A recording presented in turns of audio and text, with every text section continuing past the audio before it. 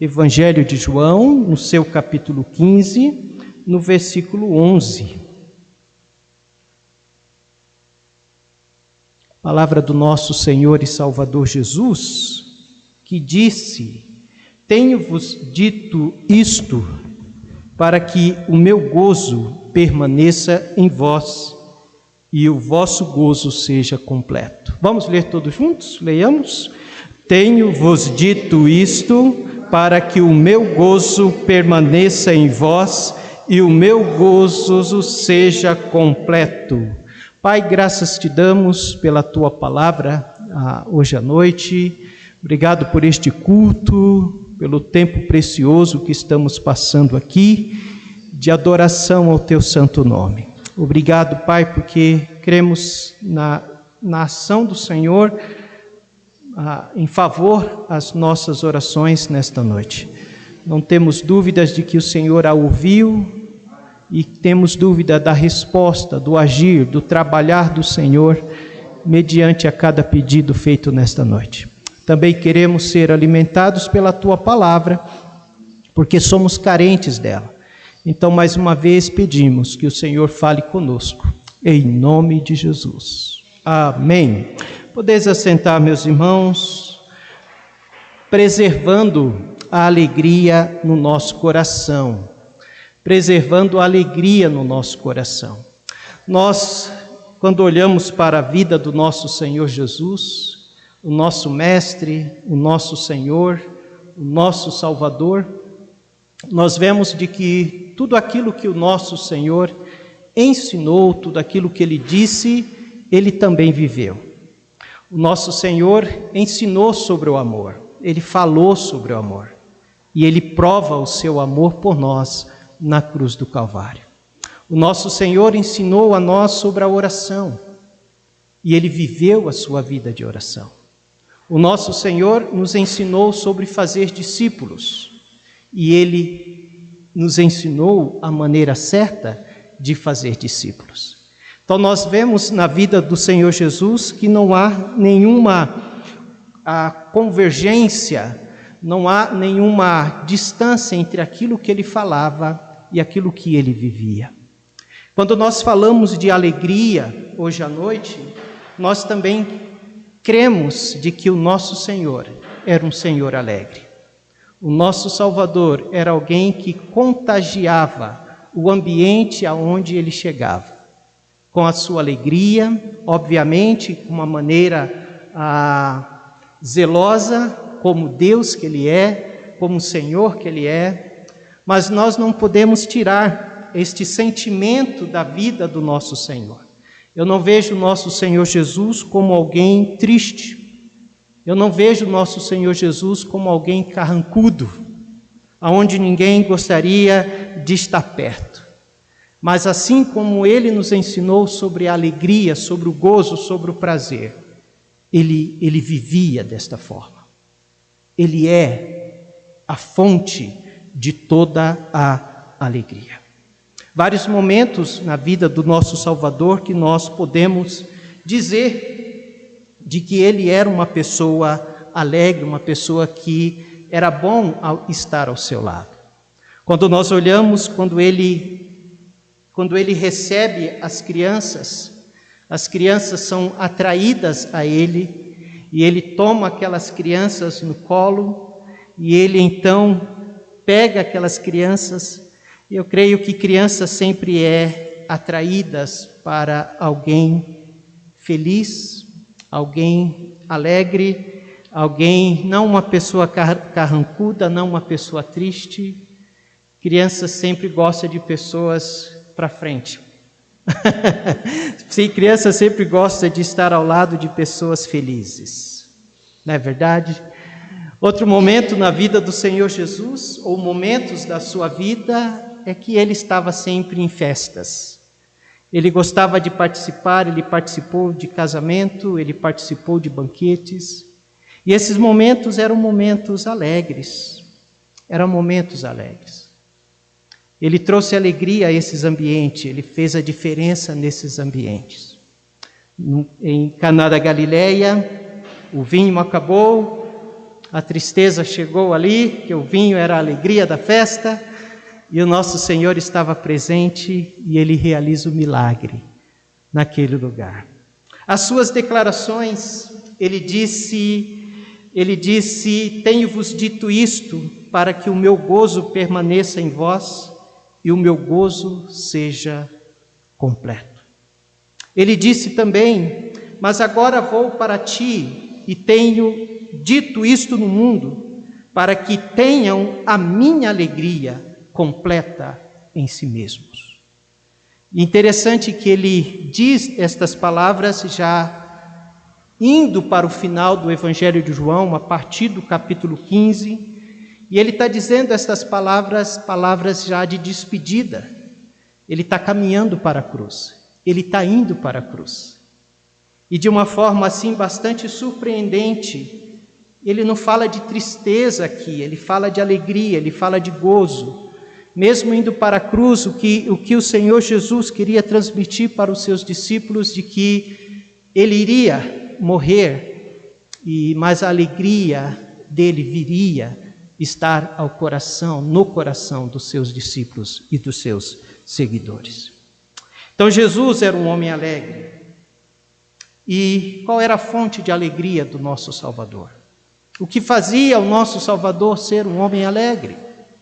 Eu creio, meus amados irmãos, que não era a circunstância que cercava Jesus. As circunstâncias que Jesus viveu ou conviveu ali, o tempo que ele passou aqui, não lhe trazia alegria. Quando ele olhava para o homem, e olha que ele olha além da aparência do homem, ele olha para o coração do homem.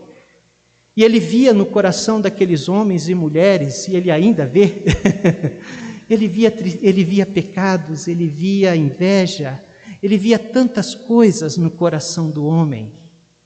Ele conhece o coração.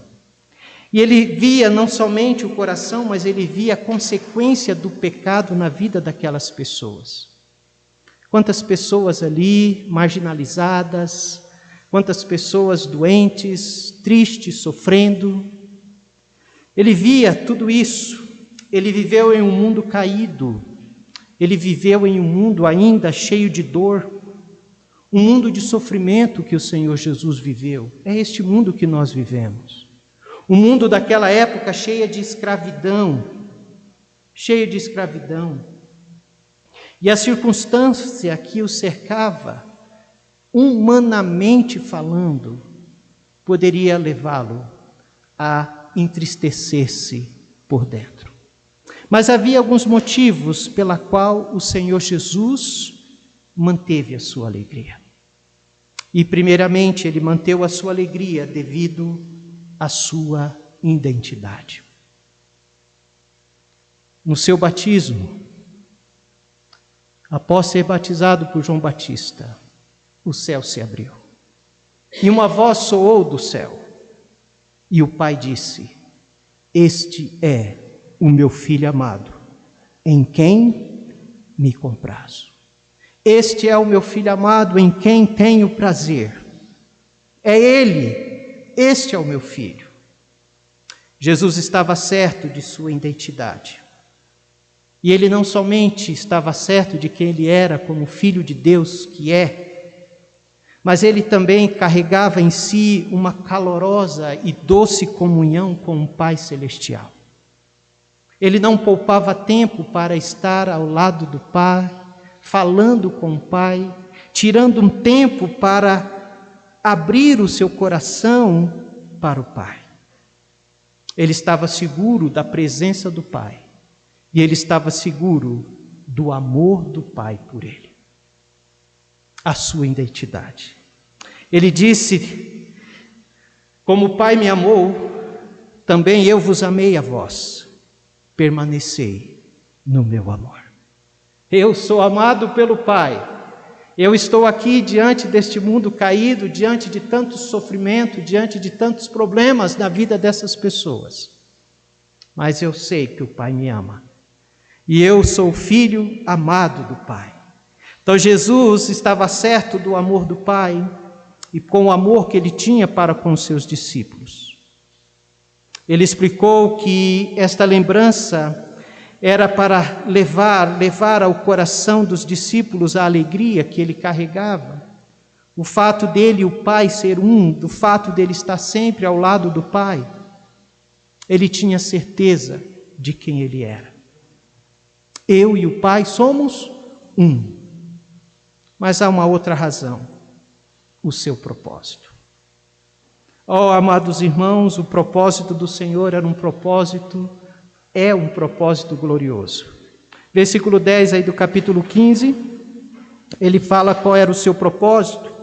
Ele diz: se guardardes os meus mandamentos, permanecei no meu amor, do mesmo modo que eu tenho guardado os mandamentos de meu Pai, e permaneço no seu amor. Qual era o propósito do Senhor Jesus aqui, irmãos? O propósito do Senhor era fazer a vontade do Pai. O propósito do Senhor era permanecer no amor do Pai. O propósito do Senhor era guardar o mandamento do Pai. Ele não estava aqui para viver conforme os seus próprios interesses, mas ele estava aqui para viver e cumprir de fato a vontade do Pai. Então ele tinha certeza de sua identidade, mas ele também tinha certeza do seu propósito. O propósito dele era o propósito do Pai. E ele vai dizer: eu glorifiquei-te na terra, tendo consumado a obra que me destes a fazer. Eu dei glórias ao Senhor por meio da minha vida. Tudo o que eu fiz, tudo o que eu falei, tudo o que eu realizei, trouxe glória ao teu nome, Pai. Então, este era o propósito do Senhor, era fazer a vontade do Pai. E isso trazia uma alegria muito grande a ele. Meus irmãos, quando nós fazemos a nossa própria vontade, ou aqueles que fazem as suas próprias vontades, eles até experimentam uma felicidade, mas é uma felicidade superficial. É uma felicidade passageira, é uma felicidade temporária. Mas como no caso de Jesus, nós cumprimos a vontade do Pai, o gozo é completo, a alegria é completa. Mas ele também não somente tinha certeza da sua identidade, ele não somente tinha certeza do seu propósito, que o alegrava, mas ele também tinha certeza do seu destino. Ele sabia que ele não iria ficar na cruz, louvado seja Deus. Ele disse, lá em Hebreus, o autor de Hebreus diz, abra sua Bíblia lá comigo, Hebreus capítulo 12, verso 2, Hebreus 12, 2, melhor dizendo, Hebreus 12, 2.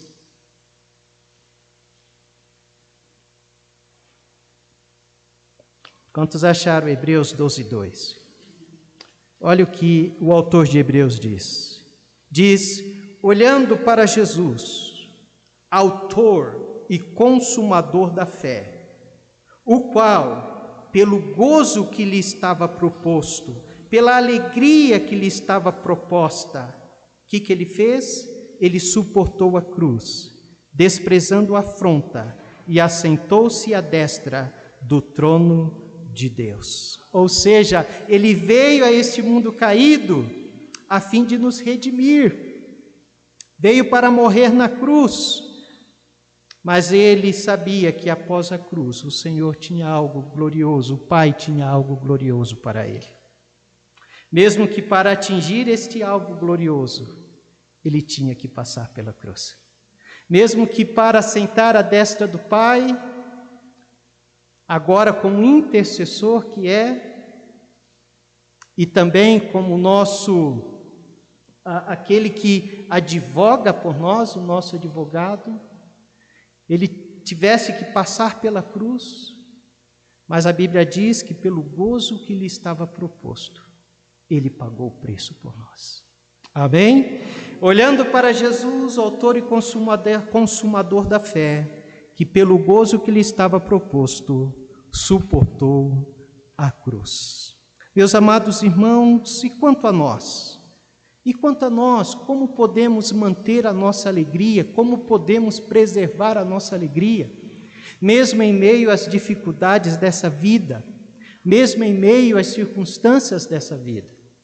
Certamente, meus irmãos, não são as circunstâncias que devem nos alegrar ou tirar a nossa alegria, porque a vida do cristão ela é marcada por dificuldades. Jesus disse: no mundo tereis aflições, e nós lamentamos, muitas vezes, passamos por lutas, muitas vezes. Alguém já disse de que a tristeza dele, os problemas dele era tão grande, se ele fosse contar a sua história para o carroceiro, até o burro choraria. E muitas vezes nós passamos por momentos assim, que compartilharmos a nossa história para alguém, essa pessoa chora conosco, essa pessoa se entristece conosco, sente aquilo que nós estamos sentindo.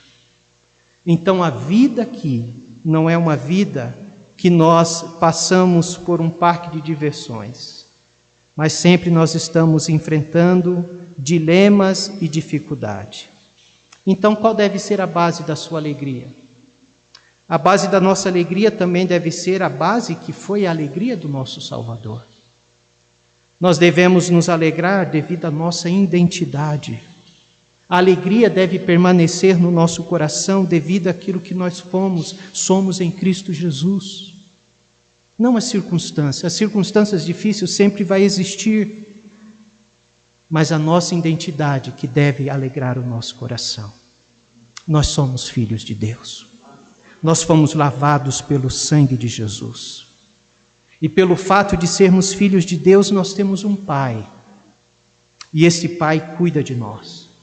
E esse Pai não somente vê quando o nosso rosto está entristecido. Esse Pai vê quando o nosso coração se entristece. E sabe aquele Pai cuidadoso, olhando para o pai humano agora, que entra em casa e de repente encontra a sua filha ou seu filho no quarto, e ele fala assim: o que está acontecendo? Por que esse rosto triste? O que está passando?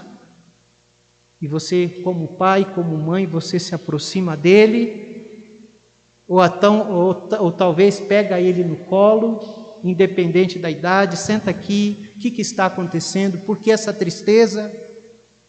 E nós fazemos isso sem saber o que está passando no coração dos nossos filhos. Nós fazemos isso sem ter a sabedoria nenhuma, mas o Senhor faz isso conosco, sendo Ele o Senhor sábio e poderoso. O Senhor que conhece o nosso coração, o que de fato está nos entristecendo, o que de fato está magoando o nosso coração, o que de fato está nos deixando, colocando para baixo. E Ele não somente sabe, Ele tem poder para resolver e trazer novamente no nosso rosto a alegria, o prazer e o gozo.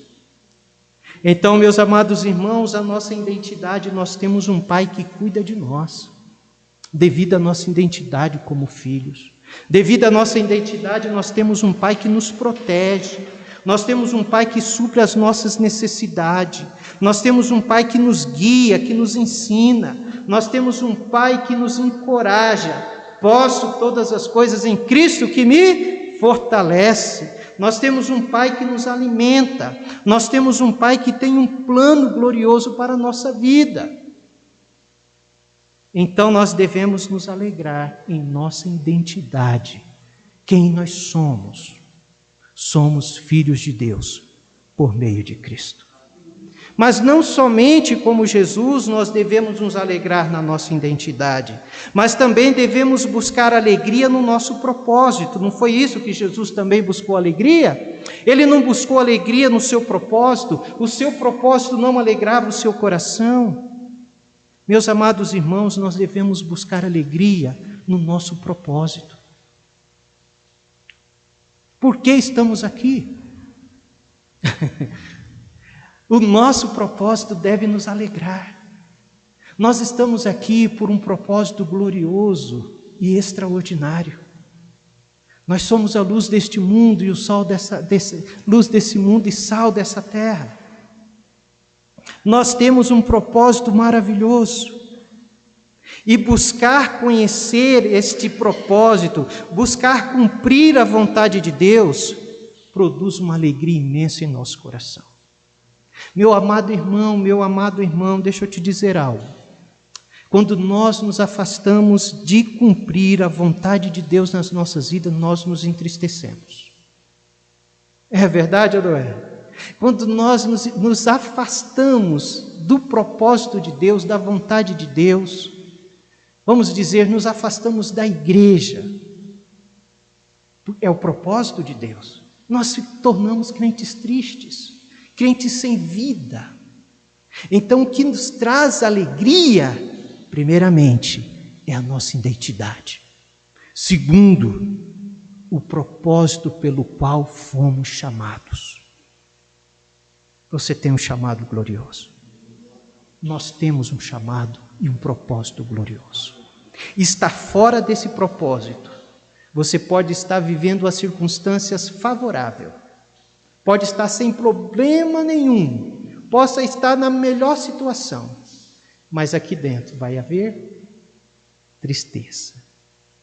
Mas se você está vivendo a vontade de Deus e o propósito de Deus, você pode estar vivendo o turbilhão como Jesus estava vivendo, ao seu lado.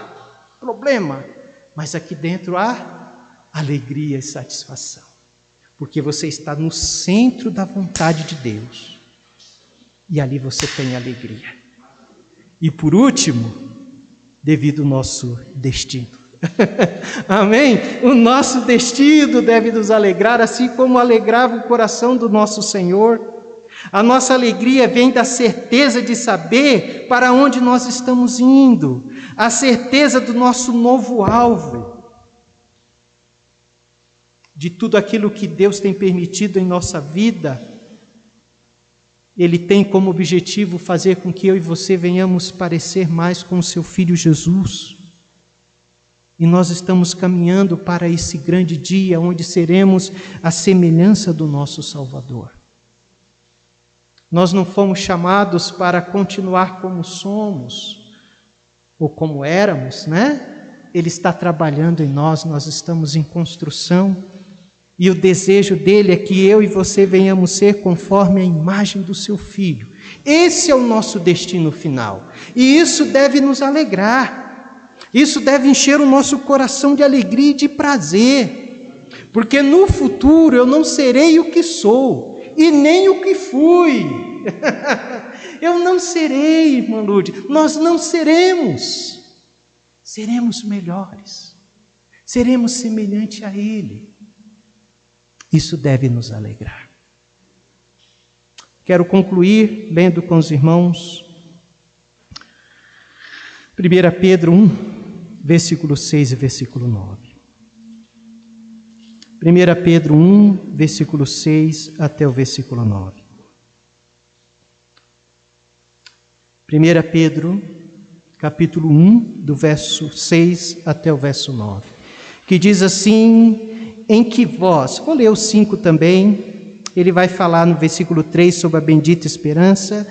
Eu creio que seria bom lermos a partir do versículo 3. Vou estar lendo para os irmãos. Diz: bendito seja o Deus e Pai de nosso Senhor Jesus Cristo, que segundo a sua grande misericórdia nos gerou de novo para uma viva esperança pela ressurreição de Jesus Cristo dentre os mortos, para uma herança incorruptível, incontaminável e que não se pode murchar, guardada nos céus para vós, que mediante a fé estáis guardados no poder de Deus para a salvação, já prestes para se revelar no último tempo, em que vós grandemente vos alegrais, ainda que agora importa, sendo necessário, que estejais por um pouco contristado com várias tentações, para que a prova da vossa fé, muito mais preciosa do que o ouro que perece e é provada pelo fogo, se ache em louvor e honra e glória na revelação de Jesus Cristo, ao qual, não havendo visto, amais, no qual, não vendo agora, mas crendo, vos alegrais com gozo indescritível e glorioso, alcançando o fim da vossa fé, a salvação das vossas almas. Que Deus nos abençoe. Temos um futuro glorioso. É certo de que a nossa verdadeira alegria é o próprio Cristo. Amém? Ele é a nossa alegria. Ele é a nascente que flui toda a alegria. E viver na sua presença é viver tendo alegria. A palavra do Senhor diz que quando ele teve aquele encontro com Zaqueu encontrou ele. A Bíblia diz que Zaqueu desce depressa e vai para encontro com o Senhor Jesus. E a Bíblia diz que apressando-se desceu e o recebeu alegremente. O Senhor trouxe alegria no coração de Zaqueu. Amém? Meus amados irmãos, a palavra de Deus nos diz repetidamente para que a alegria do Senhor permaneça no coração de cada um de nós. Romanos 12:12 diz: regozijai-vos na esperança. Filipenses 3:1 diz: alegrai-vos no Senhor. Filipenses 4:4 diz: alegrai-vos sempre no Senhor. Outra vez digo, regozijai-vos. 1 Tessalonicenses 5:16, regozijai-vos sempre. Gálatas 5:22 diz, mas o fruto do Espírito é amor, paz e alegria, ou gozo. Ainda, Romanos 12:17 diz que o reino de Deus não é comida nem bebida, mas justiça, paz e alegria no Espírito Santo. Amém? Então, constantemente, a palavra de Deus nos motiva a viver, a experimentar esta alegria. E esta alegria está no nosso Senhor e Salvador Jesus. Porque é por meio de Jesus que nós obtivemos uma nova identidade. É por meio de Jesus que a nossa vida agora tem propósito. E é por meio de Jesus que também nós temos um destino eterno, um destino glorioso. Possamos nos achegar mais e mais no nosso Salvador e assim experimentar o seu gozo, a sua alegria para todo sempre. Que Deus nos abençoe. Amém?